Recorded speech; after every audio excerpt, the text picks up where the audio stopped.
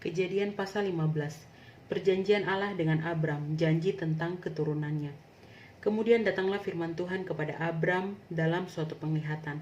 Janganlah takut Abram, akulah perisaimu, upahmu akan sangat besar. Abram menjawab, Ya Tuhan Allah, apakah yang akan Engkau berikan kepadaku, karena aku akan meninggal dengan tidak mempunyai anak, dan yang akan mewarisi rumahku ialah Eliezer orang Damsyik itu. Lalu kata Abram, Engkau tidak memberikan kepadaku keturunan sehingga seorang hambaku nanti menjadi ahli warisku. Tetapi datanglah firman Tuhan kepadanya demikian, orang ini tidak akan menjadi ahli warismu, melainkan anak kandungmu, dialah yang akan menjadi ahli warismu.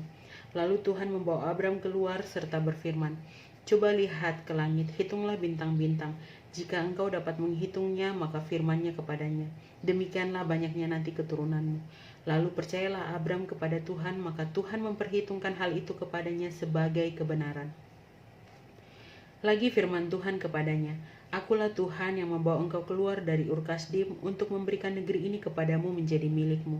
Kata Abram, Ya Tuhan Allah, dari manakah aku tahu bahwa aku akan memilikinya? Firman Tuhan kepadanya, Ambillah bagiku seekor lembu betina berumur 3 tahun, seekor kambing betina berumur 3 tahun,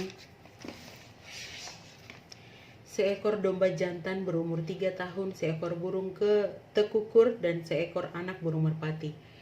Diambilnyalah semuanya itu bagi Tuhan, dipotong 2, lalu diletakkannya bagian-bagian itu yang satu di samping yang lain, tetapi burung-burung itu tidak dipotong 2. Ketika burung-burung buas hingga pada daging binatang-binatang itu, maka Abram mengusirnya.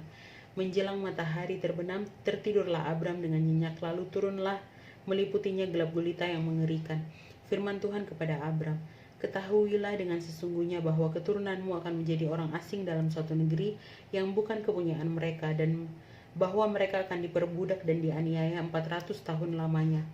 Tetapi bangsa yang akan memperbudak mereka akan kuhukum, dan sesudah itu mereka akan keluar dengan membawa harta benda yang banyak. Tetapi engkau akan pergi kepada nenek moyangmu dengan sejahtera. Engkau akan dikuburkan pada waktu telah putih rambutmu. Tetapi keturunan yang keempat akan kembali ke sini, sebab sebelum itu kedurjanaan orang Amori itu belum genap. Ketika matahari telah terbenam dan hari menjadi gelap, maka kelihatanlah perapian yang berasap beserta suluh yang berapi lewat di antara potongan-potongan daging itu. Pada hari itulah Tuhan mengadakan perjanjian dengan Abram serta berfirman, Kepada keturunanmu lah kuberikan negeri ini, mulai dari sungai Mesir sampai ke sungai yang besar itu, sungai Efrat, yakni tanah orang Keni, orang Kenas, orang Kadmon, orang Het, orang Feris, orang Refaim, orang Amori, orang Kanaan, orang Girgasi, dan orang Yebus itu.